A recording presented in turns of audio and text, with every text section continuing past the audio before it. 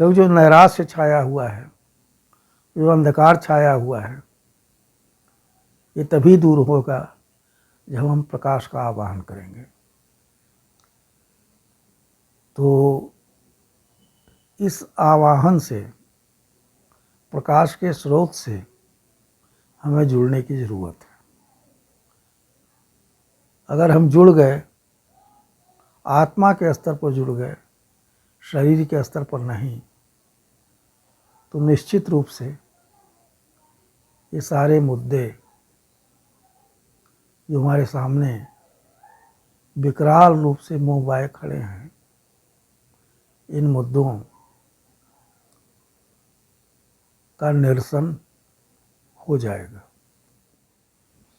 मैं द लोकतंत्र चैनल को बधाई देता हूं कि देश के मुद्दों पर बहस के लिए एक पृष्ठभूमि तैयार करने के लिए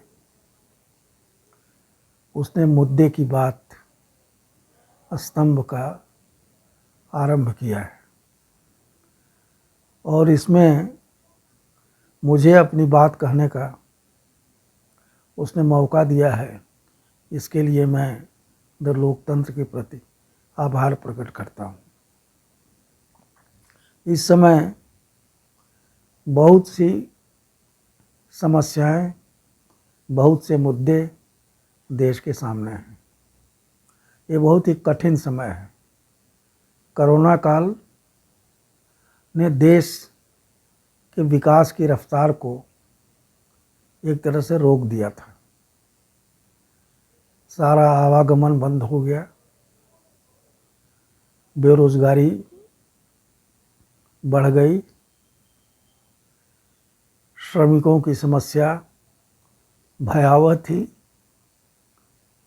700-700, 800 किलोमीटर पैदल चलकर परिवार के साथ जो श्रमिक अपने गांव लौट रहे थे, उनको देख करके आंख में आंसू आ जाते थे। ऐसे विकट समय में, ऐसे जटिल समय में कौन सा मुद्दा केंद्रीय मुद्दा है, इस पर विचार करना जरूरी है। चीन का मुद्दा और देश के आंतरिक मुद्दे, ये सब भयावह रूप से देश के सामने खड़े हैं। मैं ऐसा नहीं है कि इसमें विकास नहीं हो रहा है, विकास हो रहा है। सरकारें प्रयास कर रही हैं कि लोगों को रोजगार मिले, भूखमरी की स्थिति न हो। तमाम स्वायत्त सेवी संस्थाएं भी इस सेवा यज्ञ में अपनी आहूत दे रही हैं। लेकिन जनता के सामने सबसे बड़ी समस्या इस समय अपने अस्तित्व को बचाने की है। हमारा अस्तित्व कैसे बचे, हमको दोनों समय भोजन कैसे मिले,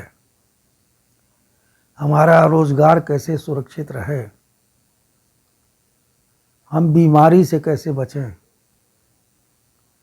हम संक्रामक इस भयावह रोग से कैसे मुक्ति पाएं, ये मुद्दा बहुत ही महत्वपूर्ण है। और साहित्य में, कला में, संस्कृति में, हर जगह इसकी चिंता है। इस चिंता को दूर करने के लिए क्या किया जाए? सरकारें अपना काम कर रही हैं, लेकिन सरकार से ही सब कुछ नहीं होगा। बहुत कुछ खुद करने की ज़रूरत है, कि वो जनता जब साथ देती है तभी सरकारें काम कर पाती हैं। इस समय जनता सरकारों के साथ है। सरकार के जो भी निर्देश आए, उन सारे निर्देशों का जनता ने पालन किया।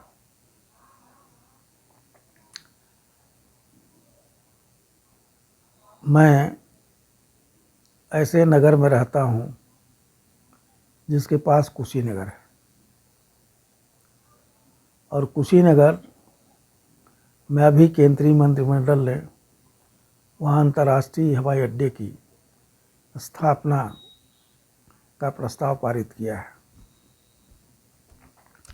खजुराहो एक छोटा सा स्थान था, जहाँ न होटल थे न बुनियादी सुविधाएं थी पर्यटकों के लिए।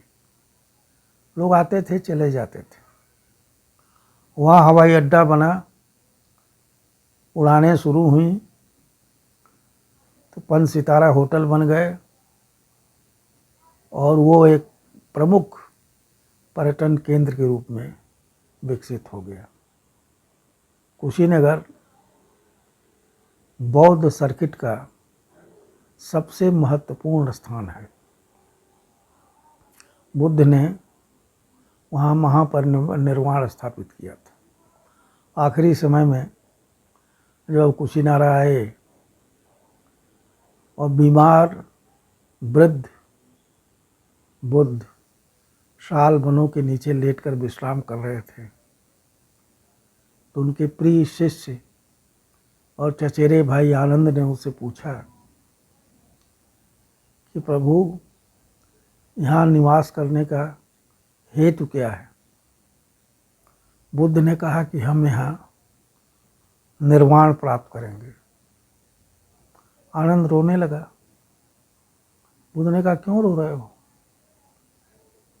तो आप मृत्यु का ग्रास बनने जा रहे हैं। कहा, मैंने मृत्यु की बात नहीं की, मैंने तो निर्वाण की बात की। आनंद ने पूछा कि मृत्यु और निर्वाण में क्या अंतर है?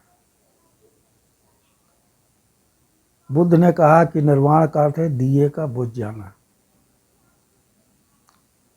दिया है, तेल है, बाती है, अग्नि है, लेकिन प्रकाश नहीं है। और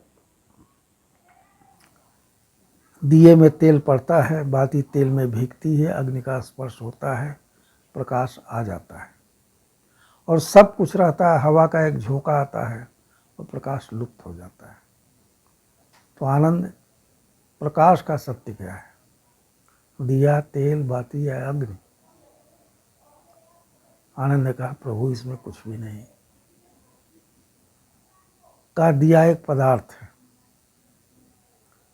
और प्रकाश ऊर्जा है। ऊर्जा को प्रकट होने के लिए पदार्थ की जरूरत होती है, बिना पदार्थ के ऊर्जा प्रकट नहीं हो सकती। तो मेरे भीतर जो जीवन का प्रकाश है, वो जीवन का प्रकाश अब महाप्रकाश में विलीन होने जा रहा है।